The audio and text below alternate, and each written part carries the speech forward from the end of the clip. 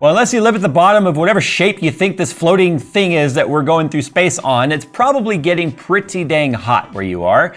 So today we're going to talk about water cooling, but we're going to talk specifically about AIOs and more specifically the AW4 from iBUYPOWER. They sent me this, but I'm intrigued because of the fact that its price point is extremely aggressive and its quality, they say, is pretty damn high. So we're going to talk about this today. We're going to put it in a 13900K system and we're going to push this thing to see how it actually performs. So to understand AIOs, or all-in-one or closed-loop systems, however you want to call it, you have to understand a couple of things. One, there's only a few brands really making them. So you've got Asetek, you've got your custom one-offs, which brands can come up with on their own, and you got Appletech, I'm not entirely sure how to pronounce it, but it's Appletech, I believe, which is actually what the AW4 is. Now, you might have noticed when I did the iBUYPOWER tour and we built the system, there was an iBUYPOWER branded AIO in there, but that was actually a deep cool cooler, which is made by whoever Deep Cools was made by. And then it had an iBUYPOWER custom cover that went on the pump to basically make a collaboration between Deep Cool, but it was still a Deep Cool cooler with whatever ODM that they used. Obviously with all the Deep Cool stuff going on, they're not using those anymore, but they've been in development with Appletech, Appletech to develop the AW4 for a while. In fact, they even sent us footage of their assembly tour, because one of the main concerns people might immediately have with Appletech is the fact that in the past they had some quality assurance issues. They made the pumps that were inside the radiators, right, for the AIOs that were designed to kind of deal with the problem of air collecting in the pump and the cold plate at the CPU if your radiator was at the bottom or somewhere below the pump, or below the pump or the CPU block. But they ran into some problems with that, and they've gone through a whole lot of redesign and in fact a whole lot of effort to really increase their quality assurance. Now, one of the things that happens with AIOs over time is because they're sealed, you can't go in there and flush them and clean them when things start to inevitably happen. And what I mean by happen is because of the process of assembling a radiator and the flux and the solder that's used to get all the radiator tanks and everything put together, over time that can break down and that sediment can start to float around in your system. And by in the system, I mean get in the pump and in the cold plate and the jet plate and all that. And that's really the number one killer of an AIO, more so than the electronics failing or the pump failing or evaporation through any of the rubber tubes and stuff where the coolant starts to evaporate through the system. So they've gone through an entire process of just basically going through extreme cleaning lengths of making sure their AIO and the solvent and the flux and all the solder material that they're using is as solid as possible so that it won't dilute in the system and then make its way into the fluid. So that's one reason why I'm really interested to see how this unit performs over time. But the other thing that finds this unit completely compelling is the fact that the 360 AIO is $99 and the 240 AIO is $79. We live in a time right now when you can buy a $400 closed AIO. Closed loop. That's ridiculous. So if the price to performance is here, this makes this an extremely compelling option for putting it in your system. The other thing too is, yes, it's RGB, but it's extremely simple. So you're not gonna have a ton of wires going everywhere. We've got pretty decent fans, but you can see the fans themselves are also not RGB. They have a lot of design put into them in terms of keeping the noise down or the acoustics down in their blade pitch design. Okay, here's the first test. Is the fan sticker centered? I can't see it, so Phil will have to nod. Yeah, he's saying it's pretty, oh yeah, it is very centered. Wobbly stickers bother us. Dang. Pretty good. Oh, that one's a little bit more wobbly, but acceptable. Okay, so inside here also is our installation manual. This is gonna show you how your bracket goes together. It's illustrated, as you can see. So it's gonna show you how to put the pump bracket on based on the socket that you're using. As you can see, it obviously includes 1700, 11.5X to 1200 for Intel, and then obviously it says AMD 1 and AMD 2. Well, that's just showing the steps to put it on. So for the AMD bracket, it does retain the clips, if you can see. So the AMD boards have the standard clips on there. It does include the clips. I would have preferred the mounting mechanism to use the 4 hold down screws and the back plate. 1, it's a cleaner look, 2, it's easier to install, and 3, I think it gives you better tension and mounting force. I would like to see that revised at some point. But then obviously here's our list of parts and stuff. Pretty standard when it comes to installation hardware. For Intel and LGA 1700, we've got our backing plate and our proper height standoffs. LGA 1700 is slightly different in terms of the backplate. That's why they give you a separate backplate. So instead of having a backplate that has the adjustable screws on there. They give you one that works for 11XX or 11.5XX and 1200. And then they give you an entirely different one for 1700. So you don't have to worry about the screws sliding around and not lighting up the holes. Just use the right one. Here is our fan splitter. So that's nice. All 3 fans will be controlled through the same header. AMD retention bracket right here. Radiator mounting screws. And that's it, pretty simple. Congrats on your new gear. Scan the QR code to learn more rewards, gear, and whatnot. If you guys don't know, iBUYPOWER and Height and all of them, Height's a brand under iBUYPOWER. They love the anime stuff. They put it everywhere. So pre-installed on the pump, it's actually pretty weighty. It's heavier than I expected it to be. So we got pre-installed screen printed thermal paste, which we will be using for this test because we want to know how it performs out of the box. And then for our pump connection, it's very simple. We have a PWM, a 3-pin, actually, no, it's just 3-pin, interesting. We have a 3-pin pump, so it's a DC pump, not even PWM, so that'll be interesting. You can still control it through DC or any sort of fan control software, it's just not specifically PWM. And then we have an ARGB with a pass-through pigtail on there. Because the only thing that's on here that's gonna light up is just RGB underneath their little Venturi cover here. So it's very simple. And one of the things I don't like about a lot of AIOs these days is they have a whole bunch of harnesses and USB-C or standard USB 2 plugs that have to plug in. You have to download standalone software to make it work. Or if it's got other proprietary RGB plugs on there for blinky lights or LCD screens, you got even more software you gotta run. This is just gonna run off whatever is controlling your fan header is gonna control the pump and the fans, which I think is great. And then the radiator quality, what I'm looking for here are pre-bent fins.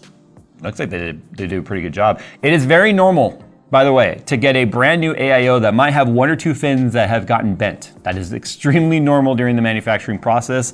These fins are very, very delicate, so it just happens sometimes. If we look at the other side, you can see it still looks absolutely brand new. So it's important to note that the AW4 that you're looking at now is built on an entirely new platform. It's a whole new redesign that offers some of the most reliability and highest quality that Alphatec's actually ever created. So that's why they're also able to offer a 3-year standard warranty on this AIO, because they're that confident in the new process and the new platform that they designed. That's pretty much it for the unboxing. Let's get it installed because I'm highly curious as to how well it can cool our 13900K.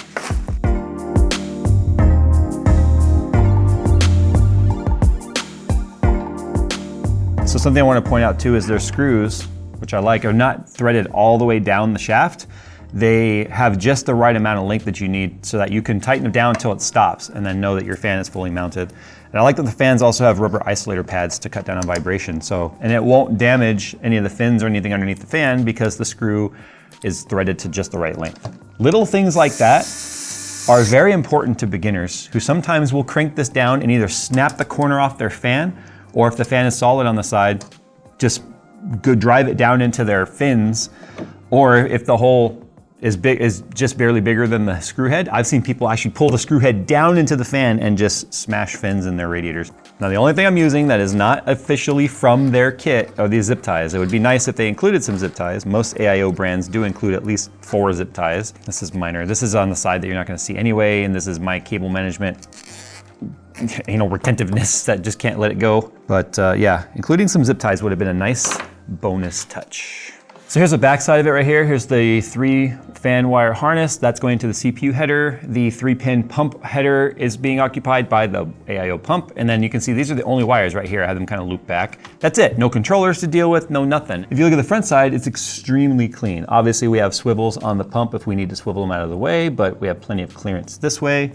And then that's obviously going to light up RGB because it's plugged into the RGB header right here. So, and I love the fact that it's a pigtail RGB and not just a single plug because of the fact that now we can daisy chain something if we only have, most boards only have 1 or 2 headers these days. So it's nice to be able to pigtail daisy chain that if we want.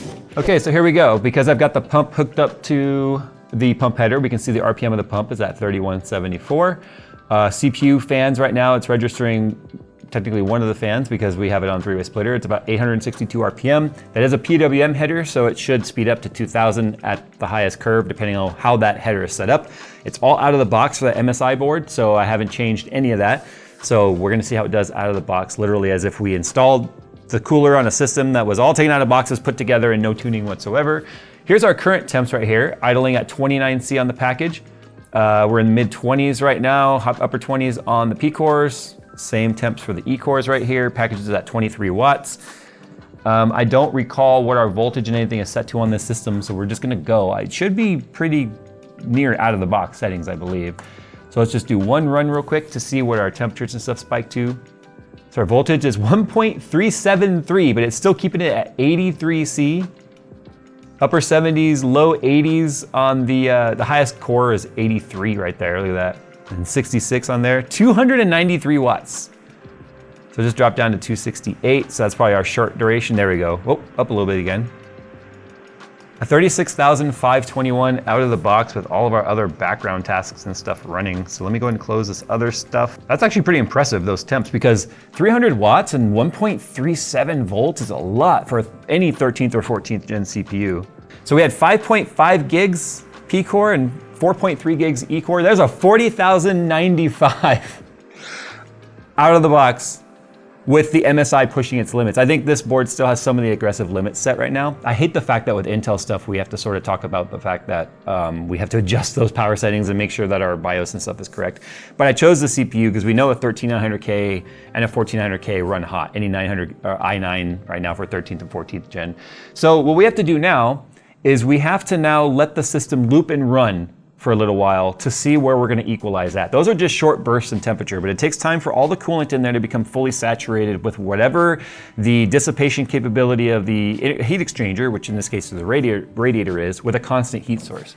So I'm gonna let this go for 30 minutes. It does take a bit, even though there's a small liquid capacity in these AIOs, I'm gonna do 30 minutes. It gives us plenty of time to make sure that our temperatures have fully equalized.